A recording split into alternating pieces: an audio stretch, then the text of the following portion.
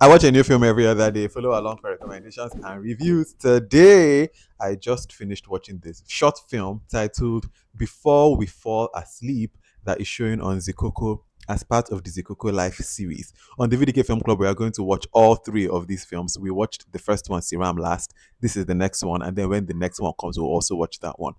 This film, it stars Onyinye Odokoro. She was in Baby Farm, which I've still not watched and I really want to watch. But this is like my first time really seeing her. She did such a fantastic job. Beautiful girl. Acted really well. She did so well. Tobi Bakre is also in this. Vita Edochie is also in this. Taye Arimoro is also in this. The cast did a fantastic job. The story itself is very familiar. It's a story that we've seen a couple of times. There's a couple, and then one of them loses their job, and how that affects the dynamic of their relationship. Especially in this case, where it's the man that is losing so you're going to see a lot of that fragile ego, the masculinity coming to play of like one America could take, all these regular conversations that usually happen around this situation, they happen here. So the story itself, there's a lot to discuss when we get into the spoiler section. There's like three scenes we are going to really discuss. But also, the story itself is not all that new, unique, all of that. It's a very familiar story, but like Blue House, the thing that they do very, very well is just their picture, especially their production. Because here the director is doing well, the DOP, it looks so good. Every department head and department member did fantastic in bringing this to life. So it looks visually stunning. There's not much to really say as far as non spoilers, because the thing to talk not really for spoilers. As I said, the film kind of touches on the familiar themes, so you can go and watch it. It's only like 30 minutes. Check it out. And now, if you're ready to come and have the proper discourse, so we can get into it, then spoilers ahead in three, two, one. Let us go. All right, now we're in the spoiler section. Please, if you're going to write a comment that has spoilers, just write spoiler alert before you write your comment so that we don't spoil it for people that have not yet watched it. All right, let's start this thing. The first thing that I want to say is that the way that contract termination happened really jolted me, which is very true to life, because he's just in the supermarket, you check your phone, there's an email. I was as jolted as he was. The second thing I was going to say is that when Rita Edochie's character reveals that this is not even her husband, this is a baby daddy, I said, oh, I thought two of you were fully a couple. This really kind of complicates things. Because there's something I want to talk to you guys about. Throughout this film, I noticed that Nazor is as if she was very apprehensive to ask Tola for help. Like, even when she was even telling him to think of, you might have to stay in the house now that my mother is going. You can see the apprehension on her face. Even when, again, he's wallowing in his bed and she's kind of just looking at him as the baby is crying. Like, she doesn't want to disturb him.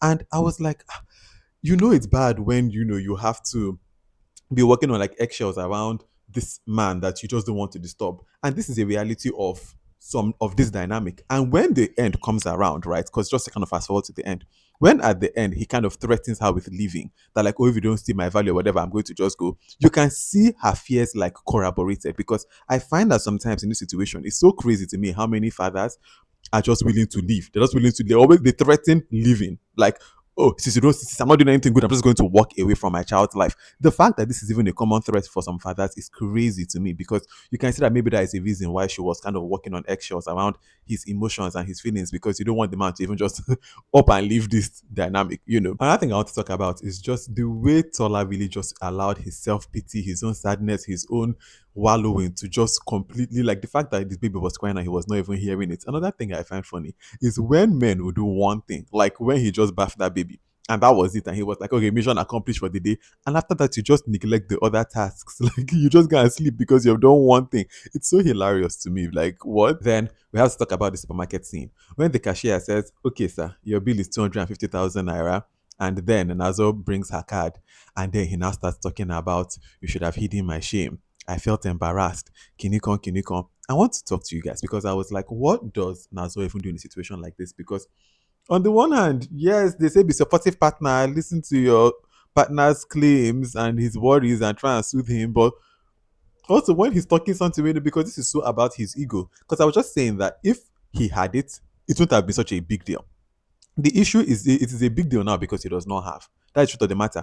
If he's something that he really had, and then that woman said, okay, sir, 250,000, then she brings her card, it's something that they can even joke about, like, see, it wouldn't have been the ego blow. But because you know, get now why the thing don't become issue. And also, as Nazar was even saying, that if the roles were reversed, it wouldn't really matter to me. And we understand why that is the case, because also society is the way it is. Men are seen to be the provider. So I can see what he's saying, But at the same time, what should Nazon now do? She should just be, as she said, giving him the card before they even go into the supermarket. Like, how do you deal with a situation like this? Curious to know your thoughts. Then we have to talk about the office scene when he just brings the baby to her office in the middle of her meeting. I said, "Oh, I not get friends. Oh, I not get what happened to her mother? What happened to his own parents? Like, there's nobody else you could have gone to keep this child with while this woman is having her meeting. Like, that was just crazy to me. And the fact that when she even came back from work, he wasn't seeming to understand like how that looked for her because he's just so like, I had my own interview, I had my own thing. Like, you have to be able to like put your ego aside and think about the fact that I'm the one that currently has a job. You had an interview, I have a job that is actively providing right now. Like, this could have cost us the job that's helping us pay these bills. Do you understand? At the end of the film, I'm happy that, after his tantrum and threatening to leave, he goes out, but he now has the sense to come back. And finally, before we go, the final thing I want to say is that the fact that he even said, like he was calling himself a nanny and even ended the thing by saying, I'm going to be the best nanny, was cracking me up because you're fully this child's father. Which one be nanny? Man, it really cracked me up. Like, it really, really cracked me up. If you have watched this film, I'm very curious to know what you think about it. So please let me know your thoughts in the comment section. Also, if you have watched this whole video and you have no idea who I am, my name is VDK. I'm the curator of the VDK Film Club, where every other day we watch something new and we just about it like we've done today. Follow along. All right. Until the next film that I watch and the next video that I make, have a wonderful rest of your day. Bye.